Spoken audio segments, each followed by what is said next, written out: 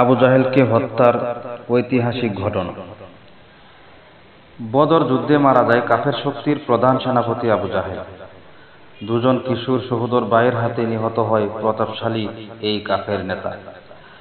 দুই সহোদর যখন শুনেছেন কাফেরদের সর্দার আবু জাহেল নবীকে মক্কায় সবচেয়ে বেশি কষ্ট দিয়েছে, নির্মম নির্যাতনের পর নবীজি মদিনায় আসার পথেও তাকে শান্তি দেয়নি এবং হত্যার চেষ্টা করেছিল, নবীকে কষ্ট দেওয়ার এসব কথা শুনে তারা শপথ করেছিলেন আবু জাহেলকে দেখা মাত্রই হত্যা করবেন।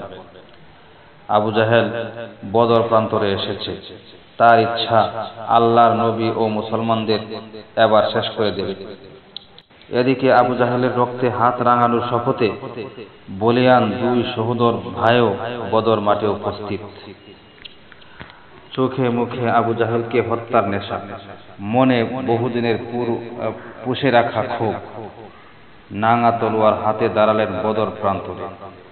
যুদ্ধের শুরুতে কুরাইশ পক্ষের বীর উতবা ওয়ালিদ হুঙ্কার ছেড়ে প্রতিপক্ষকে দ্বন্দ্বের আহ্বান জানায়। তখন মুসলিম বাহিনীর মধ্য থেকে প্রথম আফরার তিন ছেলে মুয়াজ ও মুয়াউইজ ও আউফ রাদিয়াল্লাহু আনহু তরবারি হাতে ময়দানের দিকে অগ্রসর হন। রাসূল সাল্লাল্লাহু আলাইহি ওয়াসাল্লাম তাদের বাধা দেন। হামজা রাদিয়াল্লাহু আনহু, আলী রাদিয়াল্লাহু আনহু ও অন্যান্যদের এগিয়ে দেন। প্রাণের নবীর দুশমনকে হত্যার নেশা দুই ভাই মুয়াজ ও মুয়াউইজ উদ্দীপ্ত করে চলছে। তারা ছুটে চলছেন, গিয়ে দাঁড়ালেন এক ব্যক্তির মাঝখানে। টার্গেট আবু জাহেল, কিন্তু আবু জাহেলকে তারা চিনেন না। দুই তরুণের মাঝখানের সেই ব্যক্তির নাম আব্দুর রহমান ইবনে আউফ রাদিয়াল্লাহু আনহু। সেদিনের ঘটনা সম্পর্কে আব্দুর রহমান ইবনে আউফ রাদিয়াল্লাহু আনহু বর্ণনা করেন, আমি বদর যুদ্ধের সারিতে দাঁড়িয়ে আছি, যুদ্ধ বেঁধে গেছে। আমি আমার ডানে বামে তাকিয়ে দেখি অল্প বয়স্ক দুজন আনসার যুবকের মাঝে আমি দাঁড়িয়ে। আমার আকাঙ্ক্ষা ছিল তাদের চেয়ে শক্তিশালীদের মধ্যে থাকি। তখন তাদের একজন আমাকে জিজ্ঞেস করল, চাচা, আপনি কি আবু জাহেলকে চিনেন? আমি বললাম, হ্যাঁ, তবে ভাতিজা, তাকে তোমার কি প্রয়োজন? সে বলল, আমি জানতে পেরেছি সে রাসূলুল্লাহ সাল্লাল্লাহু আলাইহি ওয়াসাল্লামকে গালমন্দ করেছে। আমি আল্লাহর সঙ্গে চুক্তি করে এসেছি, যার হাতে আমার প্রাণ, আমি তার উপর আক্রমণ করব এবং আক্রমণ চালিয়েই যাব যতক্ষণ আমাদের মধ্যে কেউ একজন না মরবে। যার মরণ আগে নির্ধারিত সেই মরবে। আমি হই বাসী। আমার হৃদয়ে সাহসে ভরে গেল। আমি তার কথায় বিস্মিত হলাম। তা শুনে দ্বিতীয়জন আমাকে অনুরূপ বলল। তৎক্ষণাৎ আমি আবু জাহেলকে দেখালাম, সে মানুষের মাঝে ঘুরে বেড়াচ্ছে। তখন আমি বললাম, এই যে তোমাদের সেই ব্যক্তি যার সম্পর্কে তোমরা আমাকে জিজ্ঞাসা করেছিলে।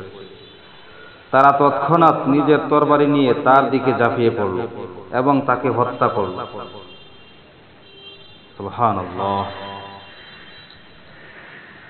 মুয়াজের বর্ণনায় আবু জাহেল হত্যার চিত্রপট এভাবে বর্ণিত হয়েছে যে, আমি যখন আবু জাহেলকে চিনে নিলাম, সঙ্গে সঙ্গে তাকে উদ্দেশ্য করে রওনা করলাম। মুশরিকরা তার নিরাপত্তার জন্য চারপাশ থেকে ঘিরে রেখেছে। একজন মুসলিম সৈনিক আমাকে লক্ষ্য করে বললেন, ওহে বালক, আবু জাহেলের কাছে যেও না, তোমার উপর কঠিন বিপদ নেমে আসবে। আল্লাহর কসম, তার সাবধান বাণী শুনে আমার ভেতরে প্রতিশোধের আগুন দাউ দাউ করে জ্বলে উঠল। তাকে হত্যার দৃঢ়তা বৃদ্ধি পেল।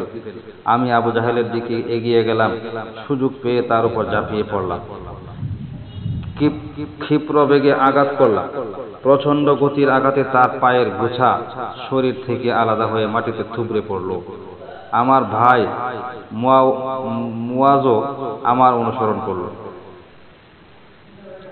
সে আবু জাহেলের উপর ছড়ে বসে তার গলায় ছুরি চালাতে থাকল।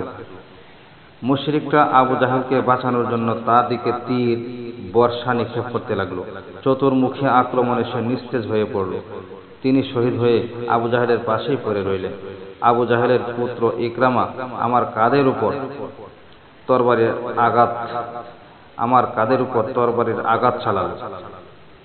আবু জাহেলের পুত্র ইকরামা আমার কাঁধের উপর তরবারির আঘাত চালাল। আমার বাম হাত কাঁধ থেকে বিচ্ছিন্ন হয়ে আমার বাম হাত কাঁধ থেকে বিচ্ছিন্ন হয়ে যাবার উপক্রম হলো, কিন্তু হাতটি বাম পাঁজরের চামড়ার সঙ্গে ঝুলে থাকল। যুদ্ধ থেমে গেল। মুশরিকরা পালানোর পথ ধরল। 70 জন মুশরিক বন্দী হলো, 70 জন মারা পড়ল। মুসলমানদেরও 14 জন শহীদ হয়ে জান্নাতে পৌঁছে গেল। ইন্না লিল্লাহি ওয়া ইন্না ইলাইহি রাজিউন।